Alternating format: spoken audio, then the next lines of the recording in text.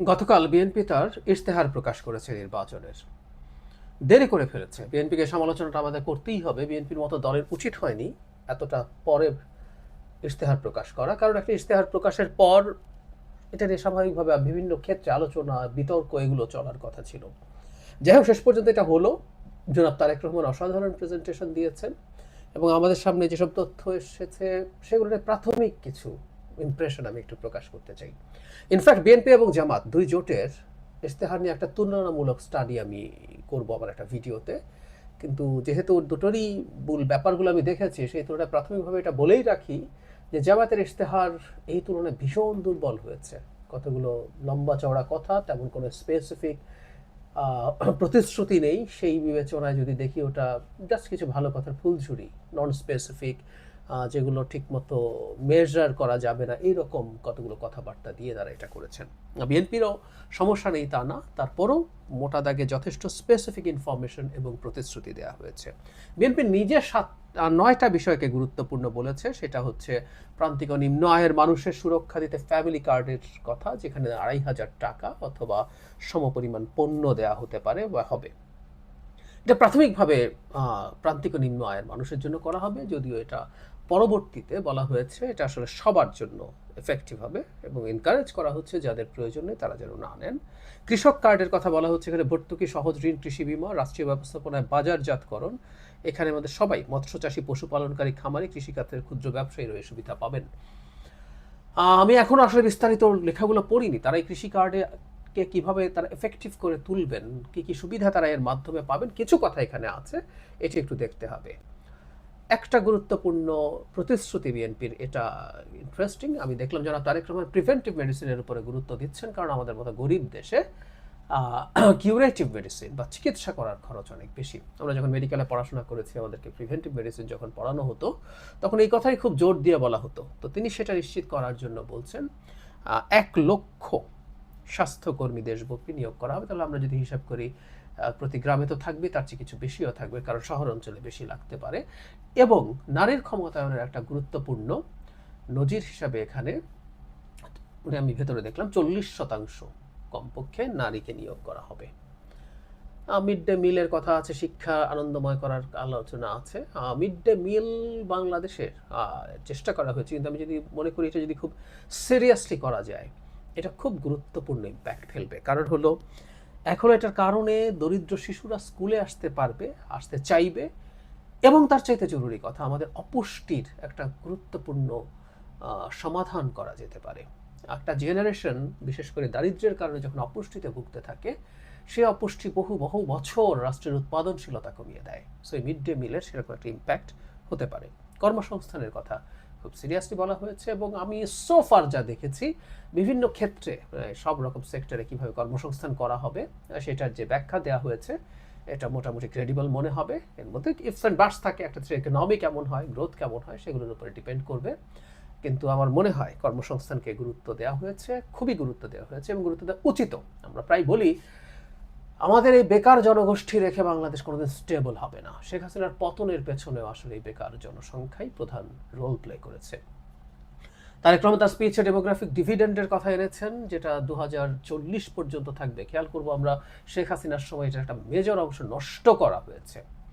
এটা যদি আমরা ঠিকমতো ব্যবহার করতে না পারি, আমাদের জন্য বিরাট ঝুঁকি হবে। এটা ব্যবহার করতে পারলে একটা রাষ্ট্র যেমন দাঁড়িয়ে যায়, আর এটা ব্যবহার করা না গেলে এটা একটা টেকিং টাইম বম্ব, এই জনগোষ্ঠী রাষ্ট্রকে ডুবিয়ে ছেড়ে দেবে। সো তাদের ব্যাপারে যথেষ্ট মনোযোগ আছে, এবং আমি তাকে এটার উল্লেখ খুব গুরুত্ব দিয়ে করতে দেখেছি। ক্রীড়ার কথা বলা হচ্ছে, এটাকে জীবিকা যেন হয় সেই ব্যাপারটা নিশ্চিত করতে চান তারা।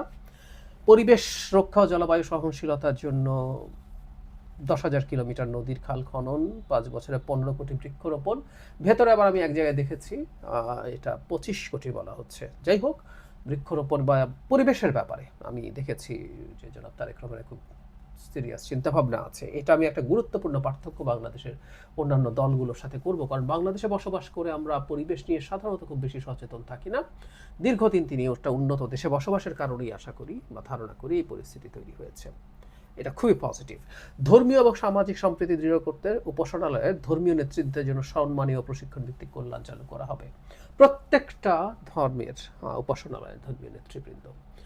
ইসলামের জন্য ইমাম মুয়াজ্জিনদের কিন্তু বেশ কষ্টের জীবনযাপন করতে হয়, বিশেষ করে যেগুলো প্রান্তিক অঞ্চলের মসজিদ আছে তাদের জন্য এই ধরনের ভাতা চালু করা খুবই খুবই ইম্প্যাক্টফুল হবে।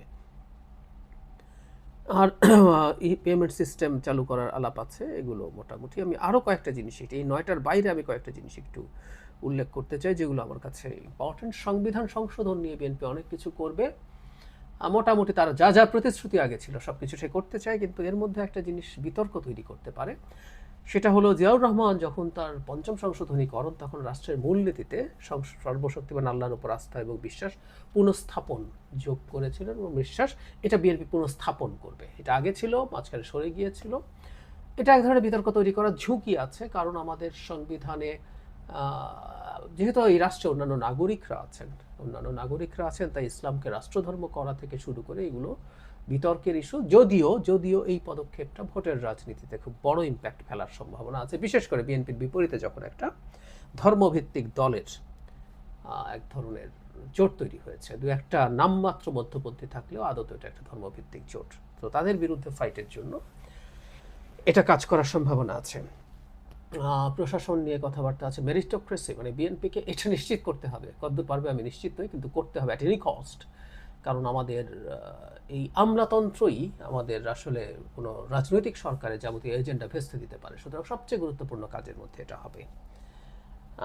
গ্রাম সরকারের কথা বলছেন তারা স্থানীয় সরকারের ক্ষেত্রে, আরও কিছু ইস্যুজ আছে স্থানীয় সরকারে, কিন্তু আমি একটু দেখলে পছন্দ করতাম যদি স্থানীয় সরকারের অধীনে আমাদের কনস্টিটিউশনের আর্টিকেল 59-60-তে যেভাবে বলা আছে সরকার চাইলে প্রশাসন পুলিশের দায়িত্ব লোকাল গভর্নমেন্টকে দিতে পারে, সে ধরনের কোনো পদক্ষেপ হলে বরং ভালো ছিল। গ্রাম সরকার আমি ঘেটে দেখলাম এটা বিএনপির সময় 2001 সরকারের সময় এটা করা হয়েছিল, পরে আওয়ামী লীগ এটা বাতিল করে দেয়। আমরা প্রায় একটা কথা বলি, মানুষকে সরকারকে যত বেশি মানুষের কাছে নিয়ে যাওয়া যায়, সো এটা ইউনিয়নের পরের ইউনিট, সাকসেসফুলি করা গেলে এটা খুবই ভালো কিছু হবে। তারেক রহমান পিতামাতার ভরণ পোষণ আইনের কথা আলাদাভাবে উল্লেখ করেছেন, এটা আছে, কিন্তু এটাকে তিনি সঠিকভাবে কার্যকর করতে চান। সত্যিকার অর্থেই প্রচুর বাবা মা সন্তানকে দিয়ে অবহেলিত হন। নারীদের কথা বারবার এসছে, নারীদের 5 ঘন্টার চাকরির উল্লেখ করে তিনি বলছেন না, রাদার নারীদের জন্য তার favourable condition day care centre এবং ব্রেস্ট ফিডিংস কর্নার তৈরি করবেন। ডে কেয়ার সেন্টার করাটা খুবই গুরুত্বপূর্ণ হবে। রাষ্ট্রীয় পর্যায়ে যদি বিভিন্ন জায়গায় এই কাজটা করা যায়, নারীদের জীবন অনেক সহজ হয়, বিশেষ করে যে নারীরা তুলনামূলকভাবে শ্রম ভিত্তিক কাজ করেন, তুলনামূলকভাবে কম বেতনের কাজ করেন, তাদের জন্য রাষ্ট্রীয় প্রয়োজনে ভর্তুকি দিয়ে যদি এই ধরনের সেন্টার করা হয়, সেটা খুব ভালো ব্যাপার হবে। ওই যে বললাম স্পেসিফিক ইনফরমেশন আছে, 10,000 টাকা পর্যন্ত কৃষি ঋণ মওকুফ, এইগুলো বিএনপির আসলে খুব ভালো করে ক্যাম্পেইন করা দরকার। এবং বলা হচ্ছে ক্ষুদ্র ঋণের 1 বছরের কিস্তি মওকুফ করা হবে। বেকার ভাতার কথা আছে, কিন্তু আমি যে বুলেট পয়েন্টের যে জায়গাটা পড়েছি সেখানে পরিমাণ সম্পর্কে উল্লেখ নেই, কারা পাবেন সেটা উল্লেখ নেই, আমি জানি না ডিটেল ডকুমেন্টে সেটা আছে কিনা। এটাও ইম্পর্টেন্ট, যদিও বেকার ভাতা নিয়ে জামাতের লোকজন বলছে যে এরকম কিছু তারা করতে চান না, মানে এগুলো খুব অদ্ভুত কথাবার্তা, যে তারা জনগণকে এটা দিয়ে অলস করে দিতে চান না। একটা দেশের তরুণরা চাকরি পাচ্ছে না, সুতরাং তার ইন্টারিম টাইমে তাকে দক্ষ হয়ে ওঠে চাকরি পাওয়ার সময়টার মধ্যে এটা অত্যন্ত ভালো একটা পদক্ষেপ হতে পারে।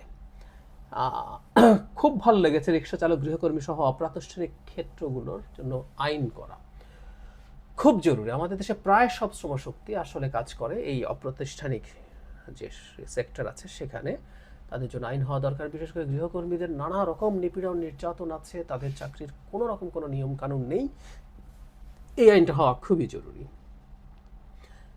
সেনাবাহিনী কী ধরনের অস্ত্র কেনা হবে সেটা বলা নেই, মানে সেনাবাহিনীর আধুনিকায়নের কথা আছে বুলেট পয়েন্টে। আমার মনে হয় যে সেনাবাহিনী কোনো স্যাক্রেড জিনিস না যেটা নিয়ে কথা বলা যাবে না, উচিত হবে বলা যে আমরা ঠিক কী ধরনের অস্ত্র কিনতে চাই, আমরা এটাকে কীভাবে শক্তিশালী করে তুলতে চাই। এটা আমি জানি না, আবারও বলছি বিস্তারিতটা পড়বো, সেটার সাথে যে আমাদের তুলনা করবো, তখন আরও কথা হবে। আমরা তারেক রহমানের পরিবেশ নিয়ে খুবই গুরুত্বপূর্ণ কনসার্ন দেখছি। এই যে বললাম বৃক্ষরোপণের কথা আছে, জ্বালানি সেক্টরে, জ্বালানিতে বাংলাদেশ আসলে একটা বড় চ্যালেঞ্জ হবে। বাংলাদেশে বিনিয়োগ প্রচুর পাওয়া যাবে নতুন সরকারের সময়, বহুদিনের বিনিয়োগ জমে আছে, কিন্তু বিনিয়োগ আসার সাথে সাথে যেটা হবে জ্বালানির সমস্যা হবে। আমরা কিভাবে পাবো না পাবো জানি না। ওনারা পরিবেশ বান্ধবভাবে চিন্তা করছেন 2030 সালের মধ্যে 20% নবায়নযোগ্য জ্বালানি। একটু উচ্চাভিলাষী পরিকল্পনা করাই উচিত, কিন্তু এটা নিয়ে সিরিয়াস চেষ্টা করতে হবে, কারণ আমাদের আসলে খুব বেশি অপশন নাই। এবং জ্বালানির ক্ষেত্রে দেখলাম আমাদের তো প্রাইমারি ফুয়েল নিয়ে এখন সমস্যা আছে, বাপেক শক্তিশালীকরণের কথা আছে, এটা আমরা সবসময় শুনি, কিন্তু বিএনপিকে এটা করে দেখাতে হবে যে দেশের অভ্যন্তরে বিশেষ করে মাটিতে তারা কী ধরনের গ্যাস খুঁজবেন। সমুদ্রের গ্যাস এক্সপ্লোরেশনের জন্য আলাদা করে গুরুত্ব দিয়ে কথা দরকার ছিল, আমার অন্তত খুব দ্রুত পড়ার মধ্যে এটা চোখে পড়েনি। কিন্তু আরেকটা ইন্টারেস্টিং জিনিস, বর্জ্য থেকে জ্বালানি, আমাদের এটা একটা প্রাইমারি ফুয়েল হতে পারে যেটার মাধ্যমে আমরা সেকেন্ডারি জ্বালানি মানে বিদ্যুৎ পেতে পারি, খুবই ভালো হবে। পানি নিয়ে ইন্টারন্যাশনাল ইস্যুতে বলা হচ্ছে যে আমরা তিস্তা মহাকাশ পরিকল্পনা বাস্তবায়ন করব, পদ্মা ব্যারাজ করব। পদ্মা ব্যারাজের কথা ভাবতে হবে, কারণ ভারত আমাদের সাথে আদৌ ভালো কোনো চুক্তি করবে না। 26 সালে শেষ হওয়ার কথা, আগের চুক্তিটাও ভালো কিছু ছিল না, কিন্তু এখানে বাংলাদেশের একটা মানে বিএনপি একটা খুব গুরুত্বপূর্ণ কমিটমেন্ট করেছে। মানে অনেকে ভারত বিরোধিতা বলে, এই চুক্তিটা যদি সে করে এটা ভারতের মানে ভারত পছন্দ করবে না। যারা সকল ভারত বিরোধী, মুখে মুখে ভারত বিরোধিতা দেখায়, তারা করেছে কিনা সেটা প্রশ্ন আসবেই। সেটা হচ্ছে 1997 সালে জাতিসংঘের ওয়াটার কনভেনশন যেটা আছে সেটা বাংলাদেশ স্বাক্ষর করবে। এটা ইনফ্যাক্ট বাংলাদেশে একটা নৈতিক শক্তি তৈরি করবে সে পানির হিস্সা পাওয়ার ক্ষেত্রে। রাজস্ব বৃদ্ধির কৌশল, এই যে আমরা যখন বলি আমি এত কিছু করব, এখানে আছে শিক্ষায় 5% অফ জিডিপি, হেলথে 5% অফ জিডিপি ধাপে ধাপে করা হবে, এগুলো সংস্থান কোত্থেকে আসবে? বিএনপি এটারও একটা সংস্থান দেখিয়েছে। দেখিয়ে একটা জিনিস আমার খুব ভালো লেগেছে, আমি জানি না বিএনপি করে উঠতে পারবে কিনা, সেটা হচ্ছে সম্পদ কর নির্ধারণ করবে। মানে বৈষম্য তৈরি হওয়ার প্রধান কারণ এবং বৈষম্য থেকে যাওয়ার প্রধান কারণ, বৈষম্য বাড়ার প্রধান কারণ হচ্ছে সম্পদের উপরে কর না থাকা। আমাদের অনেকের হয়তো পড়া আছে বিখ্যাত ইকোনমিস্ট থমাস পিকেটির বই capital in the 21st century and capital and ideology. এই বইগুলোতে তিনি শুধু ওয়েলথ ট্যাক্স না, সম্পদ কর না, তিনি গ্লোবাল একটা ইউনিভার্সাল ওয়েলথ ট্যাক্সের কথা বলছেন। কারণ সম্পদ